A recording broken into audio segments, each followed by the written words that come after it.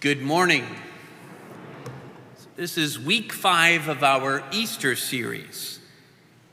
We do have a lot to cover today, and in the gospel, the scene that we're looking at today takes us back in the Easter story to the Last Supper. Jesus used this occasion of his final hours with his closest friends and followers to talk about, among other things, our ultimate hope. He begins this final discourse with some alarming news, including Peter's denial, Judas's betrayal, the disbanding of the other apostles, and his own death, all of which would happen in just a matter of hours.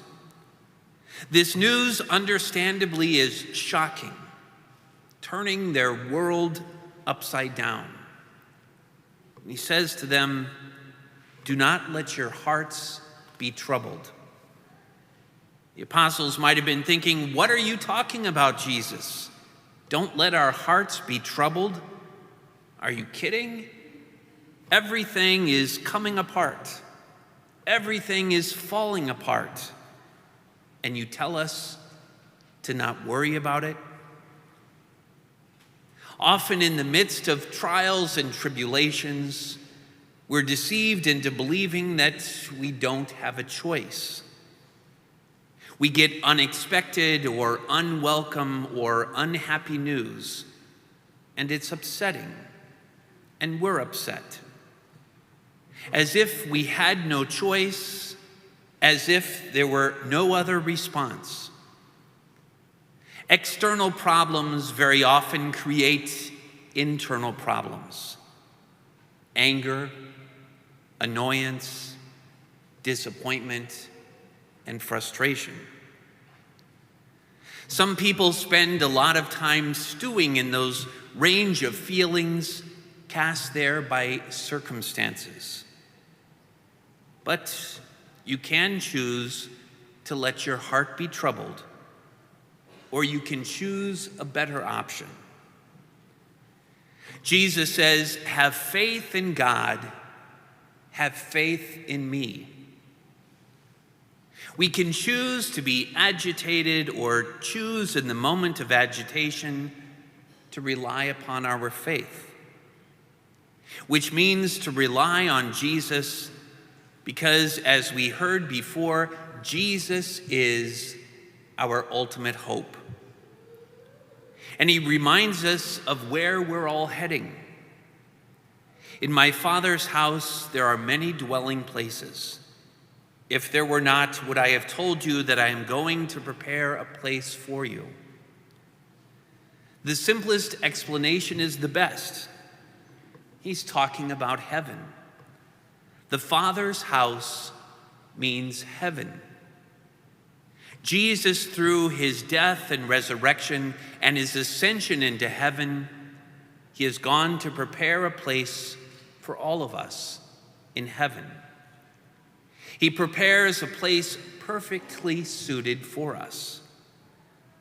It's a lovely idea, a wonderful promise, a lovely idea if it's true. Sometimes talk of heaven can seem simplistic or naive, or childish talk or wishful thinking, platitudes and hollow cliches. Sure, we hope there's a heaven. It's better than the alternative, but who really knows? Most all of us would probably agree that there is a heaven. It's consoling in the face of loss and grief. Some say we just live our lives the best we can, holding on for as long as we can and hoping for the best. That's not hoping, that's wishing. Wishing is passive. Hope is only hope if it's active. Our hope in heaven is based on revelation, but also on our own experience. Throughout our lives, we feel longing, and longing points to fulfillment. We hunger, and there's food. We thirst, and there's water.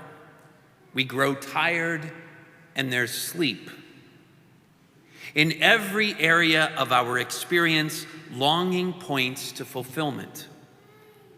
And throughout our lives, we experience the longing for eternity. From the children resisting sleep to stay awake a little longer, to the wistfulness we feel when Christmas comes to an end, or when we have to say our final goodbyes to a friend or a loved one. These are whispers of eternity in our heart. We hunger and thirst for eternal life because it exists and awaits us. And if we can come to know that, to believe that there is a heaven to come, it changes everything right now. It has practical consequences in how we live our lives and face each day. Our ultimate hope should be an active hope. We hope in Jesus, and Jesus promises eternity. When our ultimate hope becomes an active hope, it changes everything. With active ultimate hope, my daily disappointments are not quite so heavy. I don't take much offense at insults. Losses are always recognized as short-term. And the list could go on and on. When our ultimate hope becomes an active hope, all of us could use some help with our belief in Jesus' promise of heaven. So how do we finally get there? Do we earn it? Is it about avoiding sin? That if we get the last rites, are we automatically in? That's Thomas's question in the gospel. That Thomas asked, how can we know the way? And Jesus responds, I am the way, the truth, and the life. No one comes to the Father except through me. If you know me, then you will also know my Father. The way home to heaven, the way to the place where all our hopes will ultimately be fulfilled, is the person of Jesus Christ. A living, loving relationship with our living, loving Lord. And so for your homework this week, I would encourage you in your quiet time to ask yourself one simple question. Do I really believe in heaven? If not, or if you're just not sure, that's perfectly fine. We said at the beginning of this series, faith is a gift. So in your quiet time, ask God for that gift. If you can answer the question positively, yes, I believe in heaven, we have a second question. If you believe in heaven, so now what? What practical effect does that belief have? How does it influence how you face each day and live your life? Think about it. If you truly believe that Jesus promised heaven, then that can begin right now for you. You don't have to die to get there. You just have to live like you are there. And to steal from Mother Teresa's line about change, be the heaven that you want to see in the world. It's possible.